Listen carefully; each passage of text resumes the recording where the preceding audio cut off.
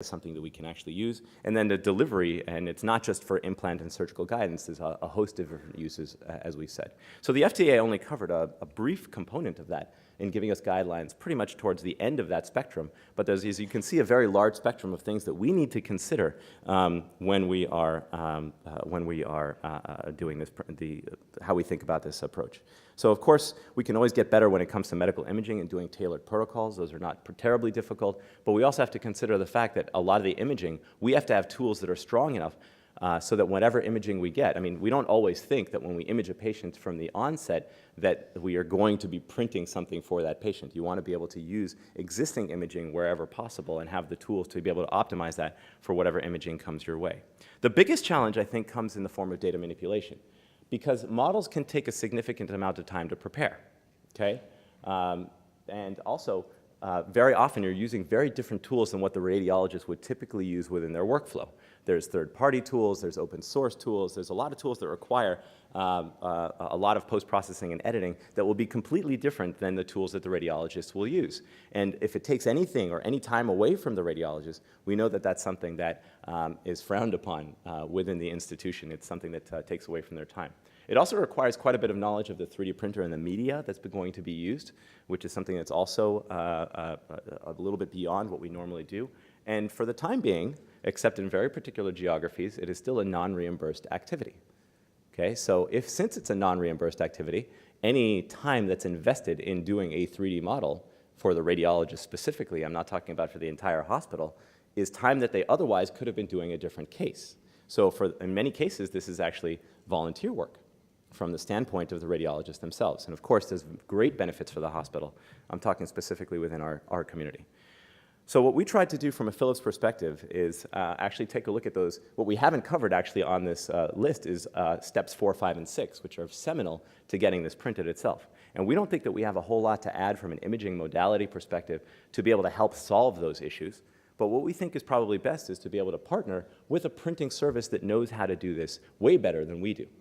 So to offer the opportunity for radiologists to get, or the hospitals that might not necessarily have the bandwidth or the capabilities of getting their own hospitals to purchase and maintain printers, we have aligned with companies like Stratasys and companies like 3D Systems, where you can send the models directly to these companies who have in-house expertise in order to be able to do the final editing, the final post-processing, and get it to the point of print as well. They will also verify and do some of the workflows that you may have seen from other larger institutions that actually do full end-to-end workflows as well to try and get this done. So I'm going to skip ahead a little bit just to try, in the interest of time, just to show you a little bit about what we do. What we've tried to do is take the element of the data manipulation where we have the components of added benefit, where we think we can add quite a bit of benefit. And this is just a survey that we've done to try and minimize those barriers that we can see, the on-site expertise and the post-processing time. And with a lot of inputs from some of our partners, like those that you see on our panel, what we've been able to do is optimize an portal and within the workflow of the radiologist, an AV workflow that is dedicated for 3D modeling, which is intended to be able to use the existing studies, create these models within the workflow so you never have to go anywhere else outside of your workflow, and get it pretty much to the point where it's almost ready to be printed. And just to give a very quick sense of animation, I will give a quick sense. I mean, we've sped this up a little bit in the interest of time, but this is still within the advanced visualization workflow of the portal for those who are used to doing work within the portal itself. And you can see actually rather quickly that a lot of the things that you otherwise would have had to have done outside of the typical workflows of radiology are now within the advanced visualization workflow that allows you to set up these models in such a way that you can optimize them for print, set them up in different colors, create the STLs, and even export these models in ways that you can actually create a 3D PDF, which will help you annotate and communicate that over to the 3D printing service as well. So in conclusion, I think that the general approach that we would like to do is minimize the work and allow for greater flow. And that's what the IntelliSpace Portal with the launch of version 10 allows us to do, where we've automated the modeling process as much as possible, built it directly within the workflow with tools that are native for the radiologist and what they're already used to within their advanced visualization workflow, streamline the end-to-end printing service, which allows for better entrance with the partnerships that we have with some of our 3D printing companies, create communication tools. As I had mentioned, we have a 3D PDF built into our 3D platform, which, by the way, can also be used not only for the printing, but even to display these things in presentations, if you'd like to have a 3D PDF that you can revolve within a presentation as well, and hopefully even create comparison tools which will enhance the confidence to make sure that what you've done actually matches the imaging that you've already done. To experience all this, we invite you to come take a look at the booth to see what you can do with IntelliSpace Portal version 10. This is software that is already on our booth and is to be released very soon. And with that, I'd like to give very concrete examples and hand it off back to Dr. Bardot and to the panel to show you how this is done in practice using this software. Thank you for your attention. Thank you, Kevin. Our next speaker is Dr. Daria. Let's see here. Oh, apologize. We traded things around. Dr. Justin Ryan is going to join us. Is going to speak next. Let's see. This must be. Which is yours? All the way down.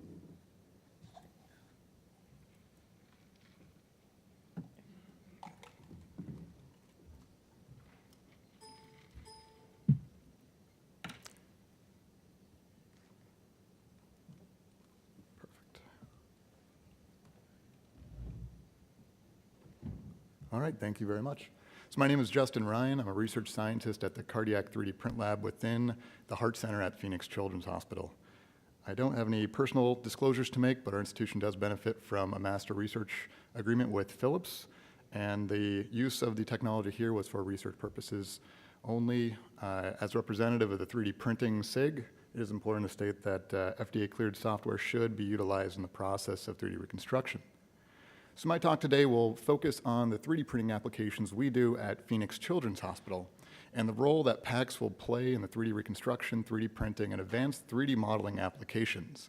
I'll illustrate some of the IntelliSpace 10 application modules that impact our workflow and talk about the future adoption of 3D printing and why you as individuals might want to adopt 3D printing either inside or through outsourcing technologies that Kevin talked about. But I want to start off with a special guest. This grounds everything that I do because we start with the patient. Stephanie Starks is a mother, and I'll let her tell her own story of how 3D printing impacted her.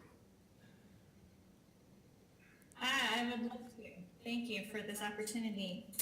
It was almost, yes, 4 years ago now that we rushed into PCH, Phoenix Children's Hospital, with Gemma. She was about a day old, and she had stopped breathing.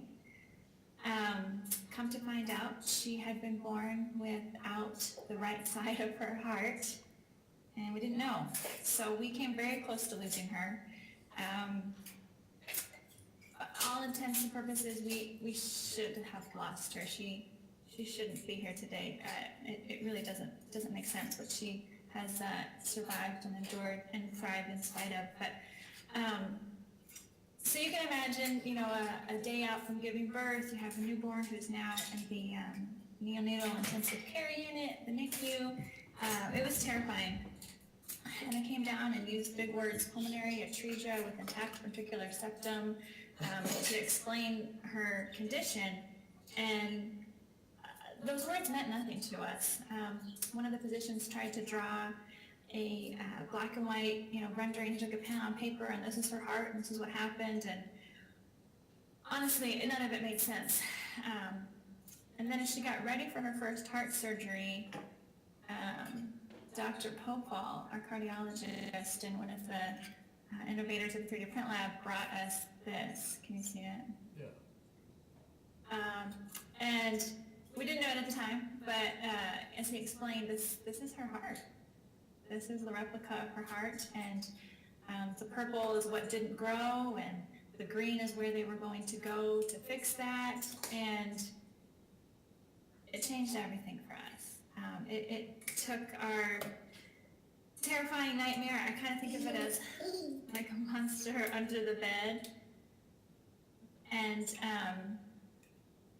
turned all the lights on and just pretty much showed us that she's very healthy. This is the work of the 3D print lab. It showed us what we were fighting against, what we were facing. It changed the game for us. So we have this model, the exact one he gave to us during her surgery. sits up on our mantle of our fireplace. We love it. It's been a great tool for us and family members, grandparents, people who think, oh, she had heart surgery and she's fixed, and that's really not how it works. And so this has been a huge tool and asset to helping us fight this battle. So 3D printing, of course, the major focus is delivering models to interventionists, to surgeons, to care providers, to allow them to plan the most ideal procedure for a given patient. But it goes beyond that. We give models to families when grants permit, and we give them an opportunity to educate themselves. Pulmonary atresia, intact ventricular septum, she's even talking about a patent ductus arteriosus, that green structure connecting two vessels. So we create a new nomenclature for families to communicate with clinicians, bring them into the healthcare environment. But 3D printing goes beyond that, and there's one more story that Stephanie will tell here about 3D printing impacting her life. Yes, this necklace, I'm trying to hold it up, it's small. This was a gift. My husband, the Christmas after Gemma was born, came to me and said that he was going to buy me the best Christmas present ever, and he only spent $40. So I instantly knew he had probably made me something, which wasn't all that exciting. It certainly didn't qualify as the best Christmas present. But it turned out on Christmas morning, he had all the family over, and we waited till the very end, and he presented this little box, and inside he had, your files, and he had printed Gemma's heart, if you can see it, and had put it on a chain on a necklace, and I wear it all the time. Gemma will kiss it and say that it's her special heart. And I think it's just symbolic of how important the 3D prints have become, not only to me, but to my husband, to our whole family, to people who don't know what congenital heart disease is.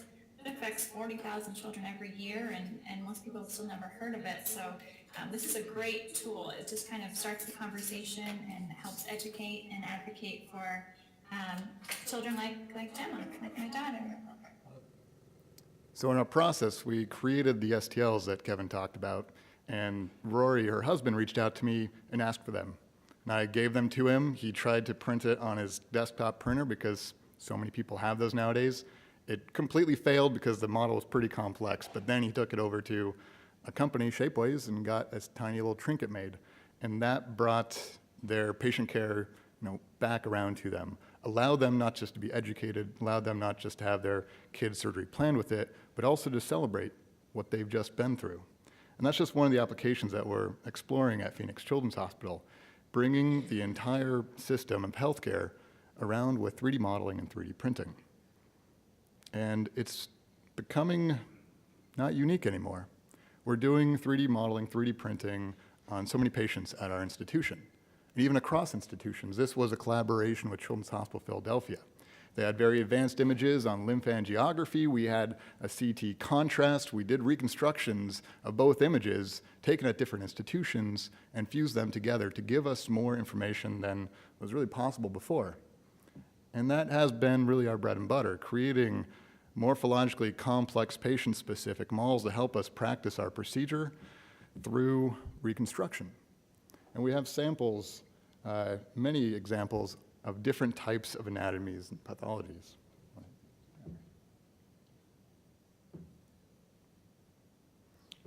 So here we see